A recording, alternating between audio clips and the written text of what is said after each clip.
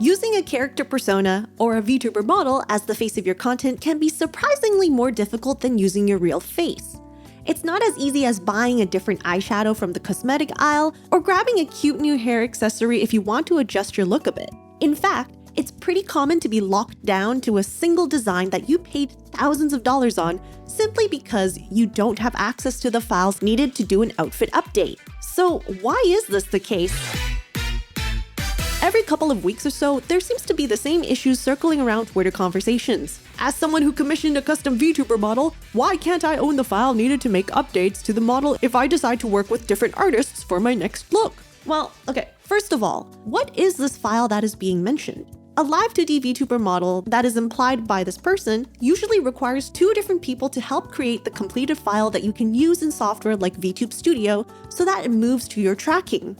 An artist who can draw out and slice the artwork so that a rigger can set up the parameters to make it move properly according to your tracking data. The process is usually an artist will provide a PSD file of the parts all split up ready for the rigger, then the rigger would then work in live 2D cubism and save the project as a CMO3 file, to which you then receive the exported Mach3 file as the end user. It's like how for 3D, a 3D artist can work in Blender with the blend file, but the final ready-to-use file is usually a GLTF or an FBX file. Both artists and riggers can charge anywhere from a couple of hundreds to thousands of dollars for their piece of the project. It can get quite costly to obtain a full custom model from a popular model parent, and you might have to wait months or years for your commission to finally start. In the VTubing community, a rigger generally will not give the client the CMO3 file unless it's agreed upon at the start of the commission.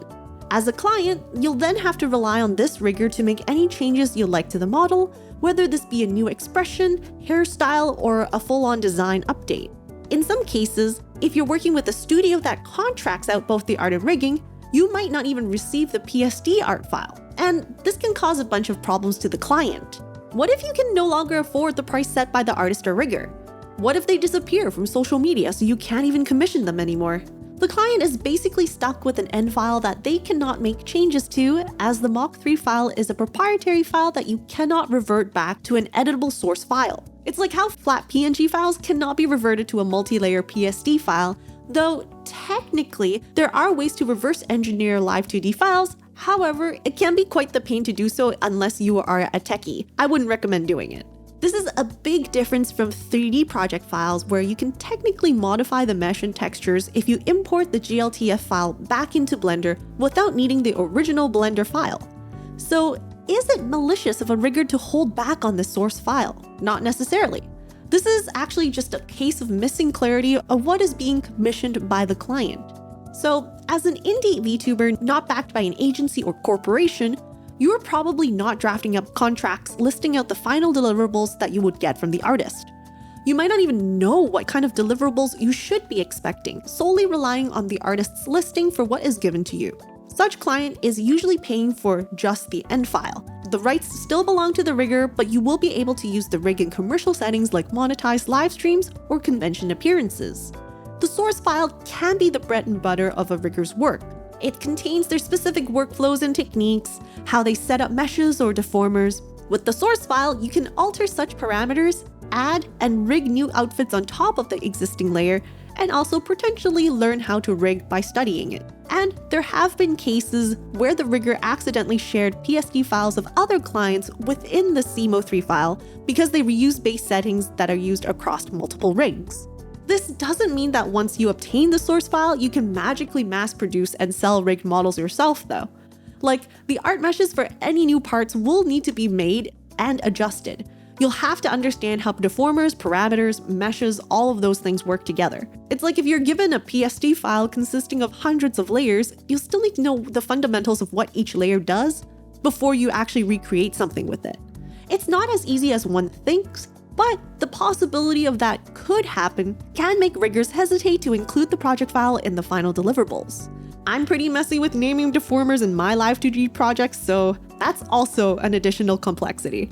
Now that you know what the difference is between these two file types, you can now consider asking the rigger if they provide both files as the final deliverables before you even start the commission. Actually, this is something that's quite similar to how digital artists or designers hand over their project files, but only if it's agreed upon. When I do music video editing commissions, I don't hand over the After Effects project files, but that's also because the plugins and add-ons that I used are licensed to my computer. Unless the person on the other hand has all of the licenses themselves, the project file is most likely going to be bricked. Skeb artists, on the other hand, will often share the PSD file with the work delivery if you ask for it. So are there any solutions to this? If the rigger does not provide the project files, see if there's a clause in the terms of service that allows the rigger to send over the project files to a new rigger if you want to work with someone else. But check if the new rigger accepts existing project files to work with, as most of the time it takes additional time to process someone else's work and see what can be reused with the new rigger's workflow. Also check if there's a term where the original rigger only keeps files for a certain period of time. I believe one of my previous riggers had a 1-year policy. If I wanted to recommission them with a new outfit past that 1-year mark, they will price it as a completely new commission. You might come across the term project file, buyout, or rights transferred to the client. These most likely will mean that the Mach 3 file will be included in addition to the CMO 3. I ended up buying the project file for that commission I mentioned because I most likely wouldn't be going back to them in such a short period of time. Plus, the experience I had was a little bit subpar. Glad I did, because they have been MIA since then. There's also alternatives to rigging a new outfit that doesn't require a base model. Actually, sometimes the file size gets too large if there's multiple outfits toggled into one file, especially if you have complex accessories and high-resolution art. Outfit item assets have always been a great alternative, but were generally not considered for custom outfits. A couple of more recent customizable models also operate in this fashion, with the head being a separate file from the outfits so that there could be new outfits added even after the first release. A big caveat to using separate files, though, is that there tends to be physics misalignment that can be pretty obvious to the viewer.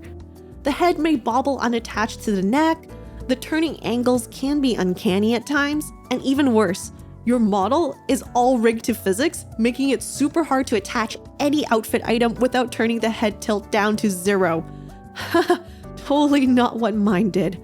You'll end up staring straight forward while your collab companions can move more fluidly than you. If you really want to work with a rigger that adamantly refuses to share their project files though, then you might just have to bite the bullet if that is your dream rigger.